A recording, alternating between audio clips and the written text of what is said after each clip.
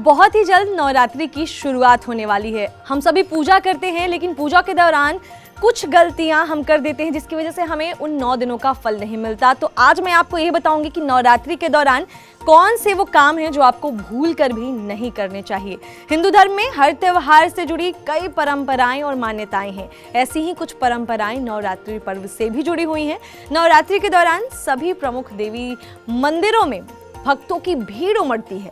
सभी भक्त अपने अपने तरीके से देवी को प्रसन्न करने की कोशिश करते हैं। नवरात्रि में कुछ बातों का खास तौर पर ध्यान रखा जाता है, जैसे इस दौरान क्या नहीं करना चाहिए। मान्यता है कि नवरात्रि में कुछ विशेष काम करने से देवी नाराज हो जाती हैं और उसके अशुभ फल हमें निकट भविष्य में देखने को मिल सकते हैं।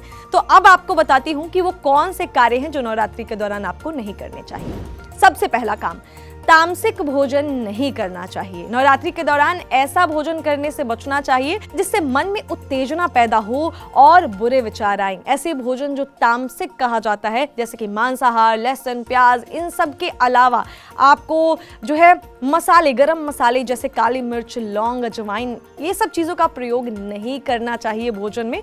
नवरात्रि में सात्विक भोजन ही करना चाहिए, ऐसा धर्म ग्रंथों में बताया गया है।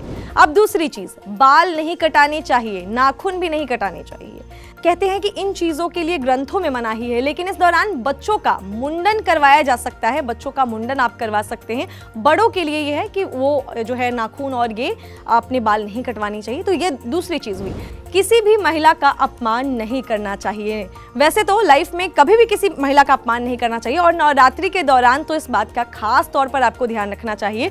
धर्म ग्रंथों में नारी को देवी का रूप माना जाता है, इसीलिए नवरात्रि के 9 दिनों में कोई भी ऐसा काम नहीं करना चाहिए, ऐसी बात नहीं बोलनी चाहिए जिससे किसी महिला को ठेस पहुंचे। अगला पॉइंट क्या है, तो घर खाली मत छोड़िएगा। कुछ लोग नवरात्रि के दौरान घरों में अखंड ज्योति स्थापित करते हैं। ये दीपक 9 दिनों तक लगातार जलता है। इस दौरान घर को सूना नहीं छोड़ना चाहिए, यानी घर का कोई ना कोई सदस्य घर में जरूर रहना चाहिए।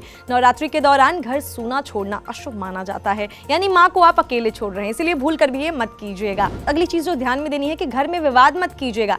नवरात्रि के दौरान अपने आप पे कंट्रोल रखना चाहिए और कंट्रोल रखते हुए देवी की उपासना करनी चाहिए। अग्रेशन को कम करना है, गुस्सा नहीं करना चाहिए। अगर घर में किसी बात पर कोई विवाद होने की संभावना है, लड़ाई झगड़ा हो सकता है, तो गुस्से पे कंट्रोल रखते हुए उस बात को टाल दीजिए। मन में गुस्सा आने से भी माता की जो है भक्ति में रुकावट पैदा होती है। अगले पॉइंट पे चलते हैं, तो कभी भी किसी को खाली हाथ मत लौटाइएगा। घर पे अगर कोई कुछ मांगने आता है तो उसे खाली हाथ ना लौटाएं। जितनी भी आप कैपेबल हैं, आपकी शक्ति है, आप उस अनुसार उसे कुछ ना कुछ ज़रूर दें। ऐसा करने से देवी की कृपा जो है आप पर हमेशा बनी रहती है और आपके घर में सुख समृद्धि का वास रहता है। तो मैंने आपको कुछ ऐसी चीज़ें बताई हैं जो आपको नवरात्रि के दौरान करना चाहिए, और ये पॉइंट्स ऐसे हैं कि ना केवल नवरात्रि, आप हमेशा ये चीज़ें आपको करनी चाहिए। कुछ चीज़ों को छोड़ के, जैसे बाल नाखून आप काट सकते हैं, बाकी कभी किसी से गुस्सा नहीं करना चाहिए। तामसिक भोजन का जो है इस्तेमाल कम करना चाहिए, अग्रेशन कम करना चाहिए, किसी को खाली हाथ नहीं लौटाना चाहिए।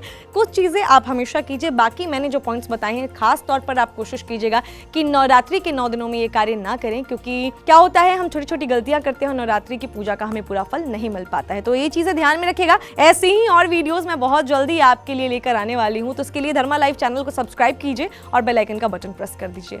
मिलती हूँ अगले वीडियो में, तब तक के लिए जय मां अम्बे।